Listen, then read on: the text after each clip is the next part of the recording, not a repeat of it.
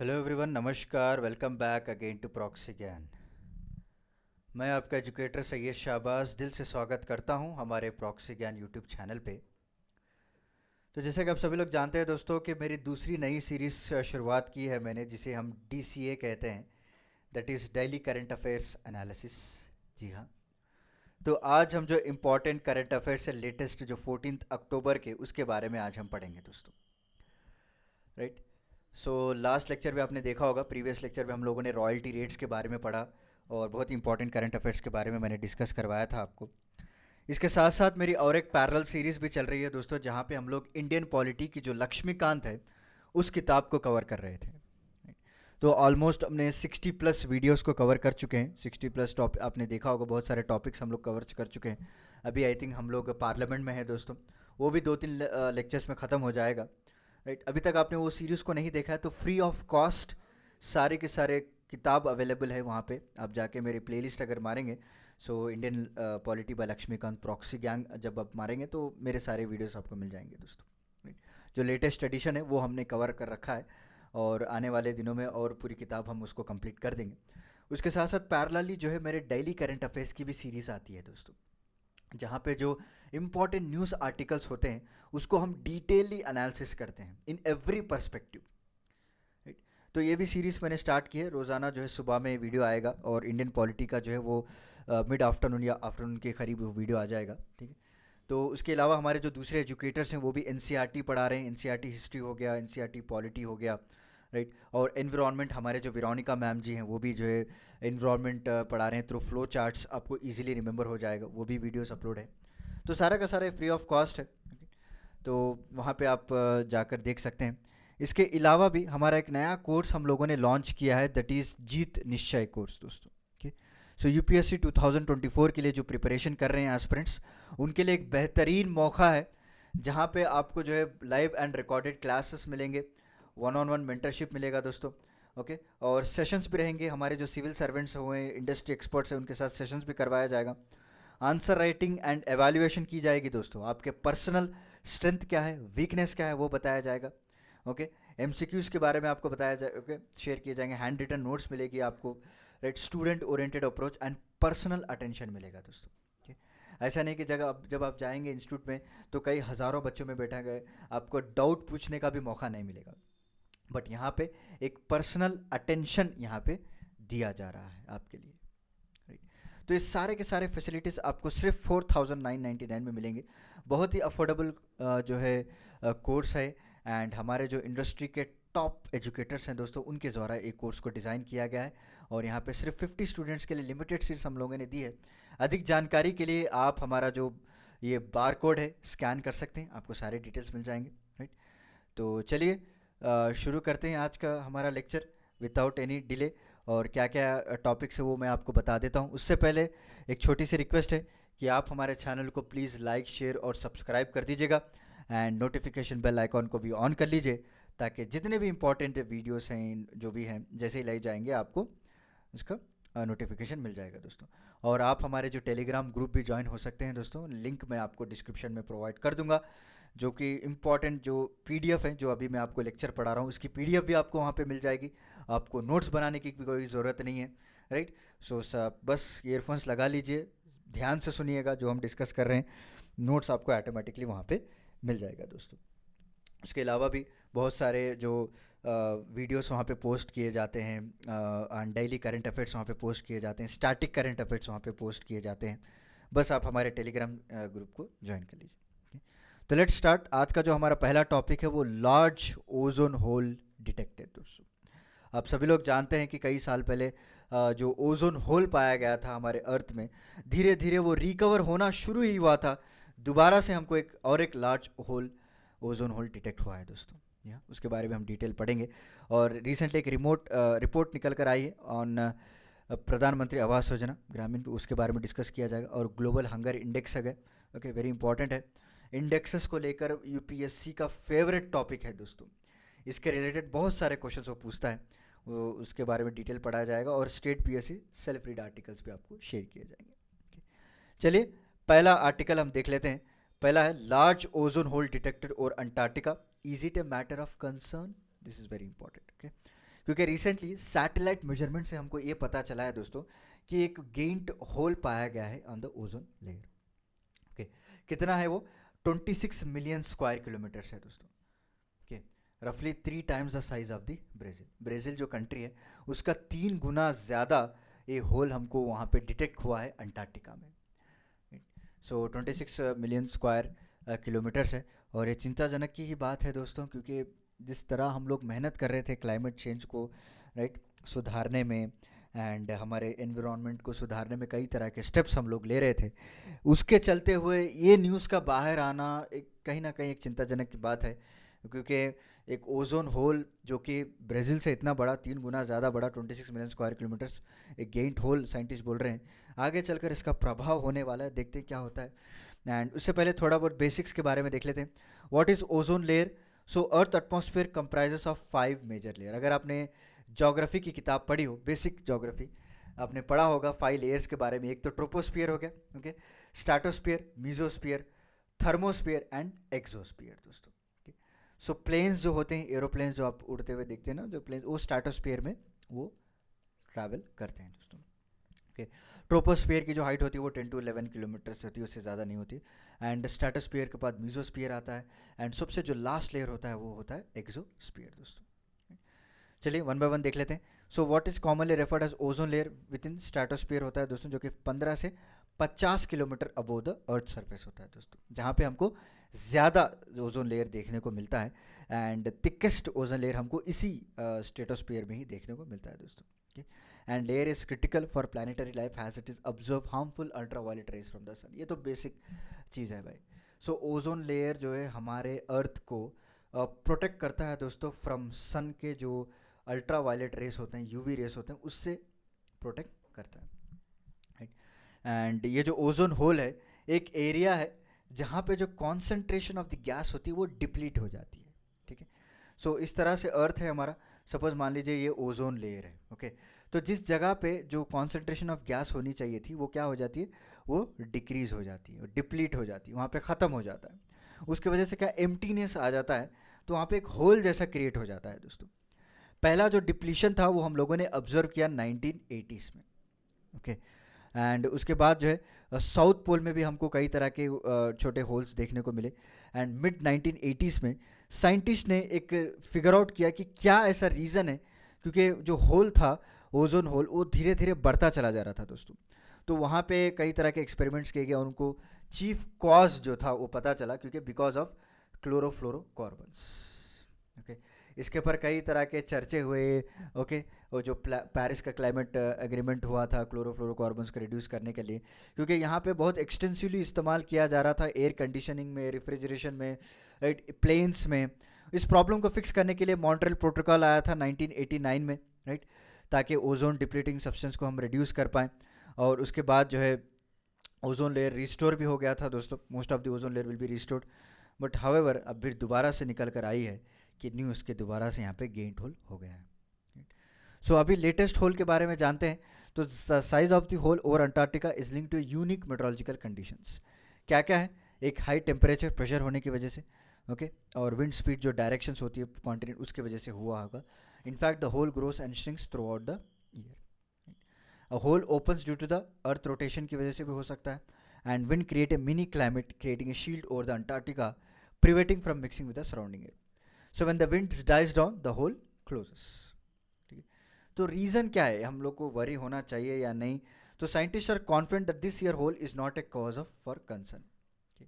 Scientists have found that global warming induced wildfires which are getting more frequent and intense around the world might be depleting ozone layer once again, okay। तो उनका ये कहना है कि ये जो ozone hole जो अभी हमको देखने को मिला है is not for a concern, उतना चिंताजनक करने की बात नहीं है। बिकॉज ये जो ग्लोबल वार्मिंग हुआ है, जो वाइल्ड फायर्स हुए थे इतने सालों में, आपने देखा होगा न्यूज़ में कई तरह के एरियाज़ में, तो उसके वजह से शायद ओजोन लेयर डिप्लीट हो गया होगा। The larger than usual Antarctic ozone holes in both 2020 and 2021 were linked to the wildfires, okay। So 2020 में भी इसी तरह के ओजोन होल्स हमको देखने को मिले और 2021 में भी हमको देखने को मिले दोस्तों। जब वो लोग एक्सपेरिमेंट किए तो उनको पता चला कि ज़्यादातर ओजोन होल्स जो हमको मिले हैं वो वाइल्ड फायर से हुए हैं। तो ऐसा हो सकता है कि वाइल्ड फायर्स होने की वजह से इस बार जो होल हमको देखने को मिला वो भी सिमिलर हो। और उसको धीरे धीरे रिड्यूस हो जाएगा ऑटोमेटिकली। चलिए नेक्स्ट देखते हैं, report on Pradhanmantri Awas Yojana points to bribes in Bihar, cut Bengal, extort in AP. Okay, तो क्या हुआ है, a political party taking cut money for funds in west Bengal panchayat officially collecting bribes in Bihar. तो खुलेआम यहाँ पे करप्शन चल रहा है। ओके, तो they are stopping the funds by village secretary in Rajasthan, and sarpanch जो है फोर्सफुली फंड्स लेना पड़ रहा है मध्य प्रदेश में। So this are among the cases flagged by the national level monitoring agents after accessing implementation of Pradhanmantri Awas योजना ग्रामीण की बात करें तो एग्जामिनेशन पॉइंट ऑफ व्यू से ये बहुत इंपॉर्टेंट हो जाता है, क्योंकि स्कीम्स और प्रोग्राम्स जो गवर्नमेंट लेकर आती है ना, उसमें से डायरेक्ट क्वेश्चंस आपको पूछते हैं, सोचो घुमा फिरा के भी नहीं पूछते, डायरेक्ट क्वेश्चंस आपको पूछा जाता है। सो ऑल्दो इंदिरा गांधी आवास योजना जो कि 1996 में स्टार्ट हुआ था दोस्तों, मकसद यही था कि जो भी रूरल एरियाज हैं उनको घर प्रोवाइड किया जाए दोस्तों, हाउसिंग नीड्स प्रोवाइड किया जाए, और जो भी सर्टन गैप्स हैं were identified and lack of transparency in the selection of the beneficiaries उनको क्लियर कर पाए दोस्तों, ताकि जो गैप्स हैं वो रूरल हाउसिंग प्रोग्राम के अंदर गवर्नमेंट जो है टाइम टू टाइम उसको कवर कर रही थी। और हमारी जो मोदी जी की गवर्नमेंट आई थी उन्होंने एक टारगेट भी रखा था दोस्तों, हाउसिंग फॉर ऑल बाय 2022। ठीक है, हाउसिंग फॉर ऑल बाय 2022। सो प्रधानमंत्री आवास योजना ग्रामीण aims at providing A pucca house with basic amenities to all the houseless householders and those households living in kacha and dilapidated houses by 2022. Okay, the immediate objective is to cover 1 crore household living in kacha houses in 3 years, and according to the data जो अभी हमको निकल कर आया है, centre allocation of 2.93 crore of houses हम लोगों ने allocate किया टिल जुलाई 17 2023। ठीक है, एंड 2.31 करोड़ को जो है हम लोगों ने कंप्लीट कर दिया था। कितने कितने सैंक्शंस हुए थे दोस्तों, एलोकेट हुआ था 2.93। ओके, सैंक्शंस हुए थे 2.90 करोड़, और कंप्लीट किया कितना किया हम लोगों ने, 2.31 करोड़ हाउसेस को हम लोगों ने कंप्लीट कर दिया है। राइट, सो फीचर्स क्या है, the minimum size of the house has been increase to 25 square metres दोस्तों, with a hygienic cooking space. Okay, और जो यूनिट असिस्टेंस होता है, ये एक यूनिट है वो 70,000 से 1,20,000 कर दिया गया है दोस्तों, और जहाँ पे जो है 60 और 40 का शेयरिंग रहेगा सेंट्रल और स्टेट गवर्नमेंट में। राइट, वही अगर हिमालयन स्टेट्स की बात करें तो 90:10 रहेगा। The assistance for the construction of toilet shall be leverage through convergence with स्वच्छ भारत योजना। ओके, एंड वहाँ पे जो है टॉयलेट्स भी बनाने की फैसिलिटी प्रोवाइड की गई है, एंड उसके बाद pipe drinking water, electricity connection, LPG gas connection, ये सब कुछ जो है एक ही स्कीम के अंडर यहाँ पे दिया गया है। सो प्रधानमंत्री आवास योजना is unique because instead of selecting the beneficiaries from among the BPL households, they selecting using the housing deprivation parameters दोस्तों। okay? तो पहले जब इंदिरा गांधी आवास योजना आई थी, वो लोग जो है सिर्फ बीपीएल जो बिलो पावर्टी लाइन के थे उन लोगों को ही ये हाउसिंग प्रोवाइड की जा रही थी दोस्तों। अब अभी जो प्रधानमंत्री आवास योजना है, इनमें यूनिक कैरेक्टर ये है कि इन्होंने एक पैरामीटर सेलेक्ट किया है according to the census. Okay, socio economic caste census जो 2011 में आया था, उसके हिसाब से इन्होंने हाउसिंग को देना शुरू किया दोस्तों। Towards a better quality of construction, setting up of a national technical support agency. Okay, also pan India training and certification programme for masons, और ये प्रधानमंत्री आवास योजना प्रोग्राम इंप्लीमेंट किया गया, मॉनिटरिंग किया गया सारा का सारा बाई ई गवर्नमेंट मॉडल के जरिए से। Right, so highlight of the report की बात करें, जो रिपोर्ट कंपाइल की गई थी Delhi based CMI social research centre में, उन्होंने मिनिस्ट्री को सबमिट किया, और वहाँ पे बताया गया कि जो मॉनिटरिंग है मेजर स्कीम की, special monitoring of individual scheme should be have some proper grievance redressal mechanism दोस्तों।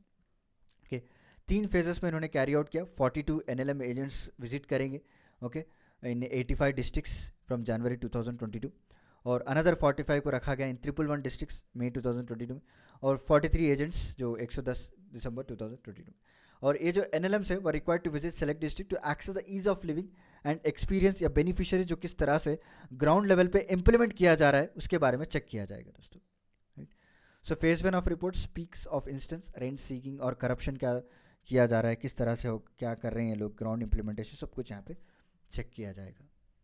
तो करप्शन के बारे में चेक किया जाता है दोस्तों, ग्राउंड लेवल पे क्या क्या करप्ट प्रैक्टिसेस चल रहे हैं, ये सब कुछ जो है फेज़ 1 रिपोर्ट में लिखा गया।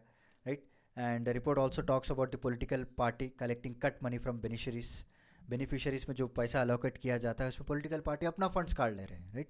This is not good, right. And the report also highlighted cases where those with a pucca house for eligible sanction. Okay, so यहाँ पे ग्राउंड रियलिटी में पक्का हाउस को डिज़ाइन ही नहीं कर रहे हैं. और फेज़ 2 की रिपोर्ट निकाली गई, राइट.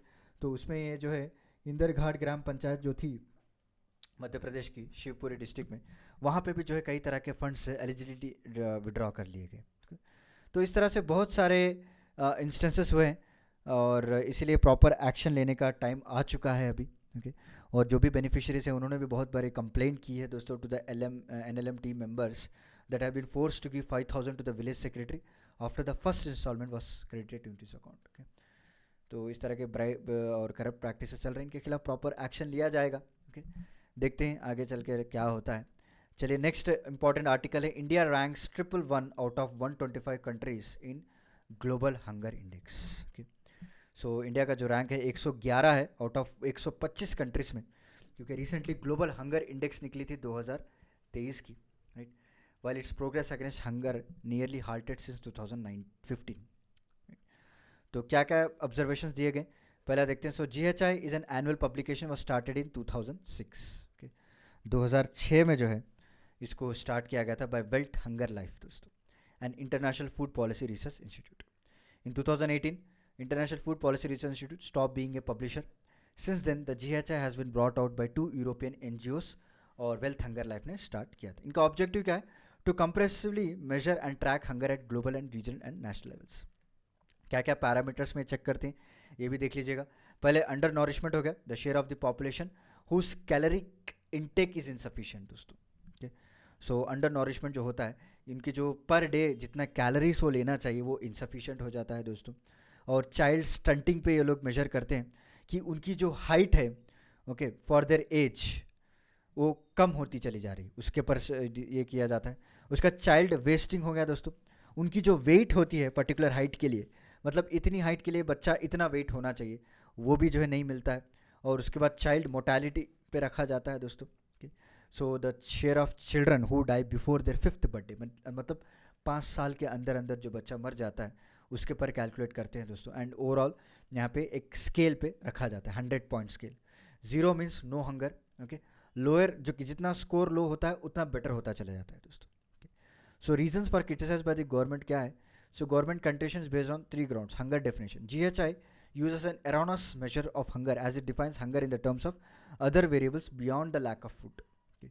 Not holistic है दोस्तों, क्योंकि 3 out of 4 variables used are related to children. Okay. यहाँ पे कोई पॉपुलेशन को हम डिराइव नहीं कर रहे, बट जो फैक्टर्स मैंने आपको बताए थे 4 फैक्टर्स, उसमें 3 फैक्टर जो है सिर्फ चिल्ड्रंस के लिए रिलेटेड हैं. स्मॉल सैम्पल साइज दिया गया है. ओके, जो 4th इंडिकेटर है proportion of the undernourished population rest on the food and agriculture organisation estimates. और उसके बाद इनसेंसिटिव है. Government also argued that the report chooses to deliberately ignore efforts made by the government to ensure food security. मतलब हमेशा जो है government को criticise करने के लिए रिपोर्ट निकाला जाता है. इसमें यह मेंशन नहीं किया जाता कि गवर्नमेंट ने इतने सालों में काम क्या किया है ताकि हालात को सुधार पाए. इसलिए हमारी गवर्नमेंट इस रिपोर्ट को बहुत क्रिटिसाइज़ करती है. और इनका ये कहना है कि हम लोगों ने जो है free of cost food grains दिए to 80 crore Indians since March 2022. ये तो कहीं लिखा ही नहीं. और सेम सैम्पल है दोस्तों.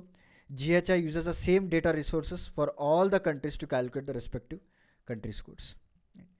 एंड जो एवेल्युएट किए जाते हैं सैम्पल रिप्रेजेंटेटिव्स पे, वो स्मॉल साइज होता है और प्रॉपरली प्रोसेस नहीं किया जाता दोस्तों. Okay, lack of conceptual clarity है यहाँ पे, क्योंकि पूरली डिस्क्राइब डेटा होता है. नो कॉम्प्रहेंसिव पिक्चर है दोस्तों. Problem with GHI is that it directs governmental attention to cross national comparison. Okay, indicators not essentially hunger related. Okay, hunger related तो कोई है ही नहीं यहाँ पे. तो अंडर नॉरिशमेंट की बात की जा रही है, स्टंटिंग, वेस्टिंग, मोर्टेलिटी की बात की जा रही है दोस्तों. ओके, एंड डेमोन्स्ट्रेशन भी प्रॉपर नहीं है, क्योंकि 40,000 children India die before the 5th birthday, 27 of this death occurring first month of life. Okay, this hints that many child death are associated with condition surrounding birth, या दूसरे conditions भी हो सकते हैं, कॉन्जेनिटल कंडीशन या delivery complication होने की वजह से. It is not fact that कि जो भी बच्चा मर रहा है 5 साल से पहले वो हंगर से ही मर रहा है. No, it's not true, right. And poverty not only cause, UNICEF notes in an article stop stunting. यहाँ पे उन्होंने क्लियरली लिखा है दोस्तों कि ये जो स्टंटिंग है ना, ये आपको बड़े बड़े अमीरों के घरों में भी देखने को मिला है हमको, right. So poverty is not a clear cause of stunting, याद रख लीजिए, right. So various factors contributing stunting such as infant या चाइल्ड केयर प्रैक्टिसेस की वजह से हो जाता है, जेनेटिक की वजह से हो जाता है, हाइजीन हो गया, ओके, जो कल्चरल प्रैक्टिसेस किए जाते हैं मैटरनल डाइटरी ड्यूरिंग प्रेगनेंसी उसमें हो जाता है दोस्तों, ओके। ऑल्सो वेस्टिंग जो होता है it associate with both illness and low food intake, not necessarily hunger, okay. For example अगर चिल्ड्रन डायरिया से सफ़र हो रहा है तो उस वक्त ऑब्वियसली वो खाना कम खाएगा, उस टाइम पे जो है न्यूट्रिशनल स्टेटस कम पड़ेगा, राइट। उसके होने की वजह से डिसीजेस होना शुरू हो जाएंगे, तो इसका मतलब ये नहीं कि उसको हंगर है या फिर उसको ये किया जा रहा है। So different trends for different indicators यहाँ पे रखा गया है दोस्तों। नेशनल फैमिली हेल्थ सर्वे जो रिपोर्ट आई थी उन्होंने बताया कि जो चाइल्ड मोर्टालिटी रेट है वो गिर गई है दोस्तों, फेल फ्रॉम 98 डेथ्स पर 1000 टू 40 डेथ, हम लोगों ने इंप्रूव किया है, right. And child stunting decline was also substantially from 51% to 35% हम लोग इंक्रीज कर, ओके। और वेस्टिंग जो है वो 19% से 19.3% आ चुका है। तो इतना इंप्रूव करने के बाद फिर भी आप बोलते हैं कि भाई इंडिया का रैंक 111 है, this is not good, right. So way forward यहाँ पे ये रखा है, apart from average calorie intake as a nutrition indicator, okay, close attention need to be paid to different aspects, जैसे कि इनटेक ऑफ विटामिन हो गया, मिनरल्स हो गया, राइट, ब्रेस्ट फीडिंग प्रैक्टिसेस, और ट्रांसपेरेंसी होना चाहिए दोस्तों। और जो इंटरनेशनल एजेंसी जो डेटा यूज़ करते हैं that are freely available in public domain along with key characters such as education, residence and age of respondents, तो ट्रांसपेरेंसी रहने की यहाँ पे बात की गई है, okay? तो चलिए, this is about today's lecture. बहुत ही इंपॉर्टेंट पॉइंट्स मैंने आपके साथ डिस्कस किए। उम्मीद है कि आपको आज का मेरा लेक्चर पसंद आया होगा। तो मिलता हूँ आपको अगले इंपॉर्टेंट लेक्चर में, तब तक के लिए धन्यवाद दोस्तों, take care, stay safe, stay healthy, thank you so much.